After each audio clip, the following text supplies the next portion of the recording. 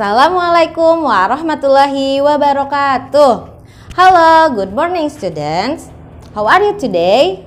Alhamdulillah, I hope you are doing well and safe. I am Miss Ita, I am math teacher.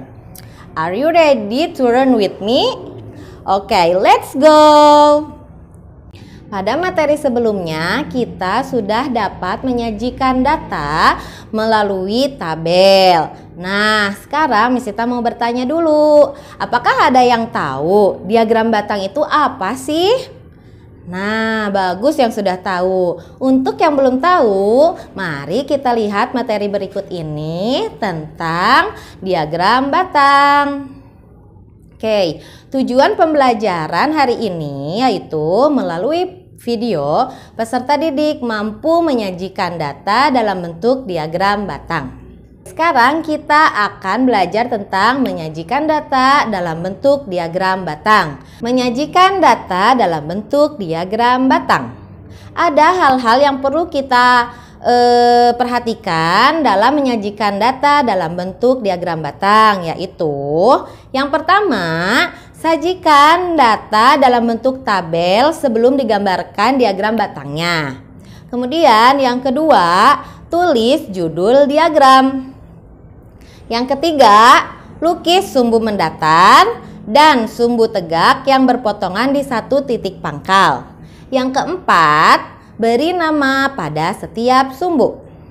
Yang kelima, tentukan skala yang sesuai. Kemudian yang keenam, buat batang untuk masing-masing jenis kategori dengan lebar yang sama. Mari kita lihat contoh berikut, yaitu buatlah diagram batang berdasarkan data berikut.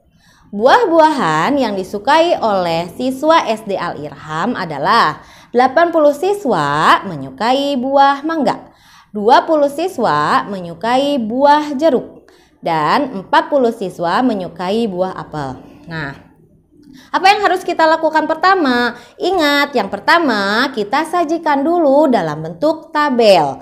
Nah, kita lihat ya, kita buat tabelnya seperti ini. Yang pertama kita tulisnya buah kesukaan, kemudian banyak siswa. Yuk kita masuk-masukkan.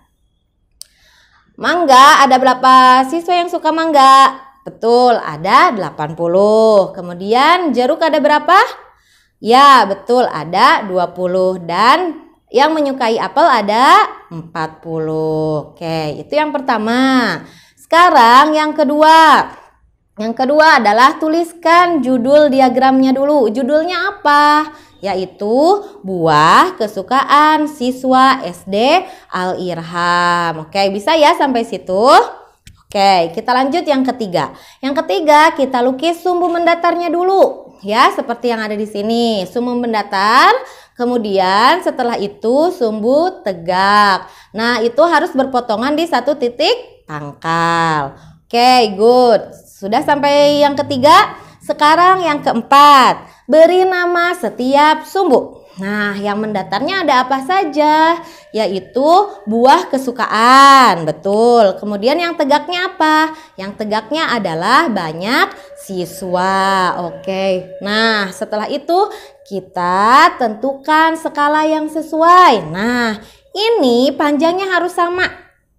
Misalnya dari titik pangkalnya itu 20, berarti ke selanjutnya harus ditambah 20 lagi, jadi 20. Kemudian 40, betul. Kemudian tambah lagi 20, 60 dan selanjutnya. Oke, bisa ya sampai 100. Oke. Kemudian kita tulis mangga, jeruk dan apelnya ya, sudah tentukan skalanya. Nah, setelah itu yang terakhir adalah yang keenam, buat batang untuk masing-masing jenis kategorinya. Misal mangganya tadi berapa? 80, maka kita tarik batangnya sebanyak 80. Oke, good. Terus jeruk juga sama. Di situ jeruknya berapa? 20, maka kita buat batangnya sepanjang 20. Oke, yang selanjutnya apel pun sama, apelnya berapa? 40, maka kita buat diagram batangnya 40. Oke, nah itu dia cara membuat diagram batang. Nah, berarti kesimpulannya adalah cara membuat diagram batang yang pertama apa, Kak? Betul, yang pertama adalah sajikan data dalam bentuk tabel, ya. Yang kedua, tuliskan judul diagramnya. Yang ketiga, lukis sumbu mendatar dan sumbu tegak. Yang keempat, beri nama setiap sumbunya. Yang kelima, tentukan skala yang sesuai. Dan yang keenam adalah buat batang untuk masing-masing jenis kategori dengan lebar yang sama. Nah, sudah bisa kan? Mudah-mudahan kakak bisa untuk mengerjakan tugasnya ya. Nah, tugasnya adalah kakak boleh buka buku paket Math halaman 152, nomor 2, 3, dan 4. Itu tugasnya ya. Nah, tugasnya dikerjakan di mana? Kerjakan di buku tulis untuk membuat diagram batang gunakan penggaris ya. Jadi harus menggunakan penggaris ya Kak, biar rapi. Pengumpulan tugasnya ditunggu maksimal pukul 5 hari ini ya. Terima kasih. That's all for today students. If you have any question, feel free to text me ya. Next week's lesson will be about membaca dan menafsirkan data dalam bentuk diagram batang. See you again. Wassalamualaikum warahmatullahi wabarakatuh.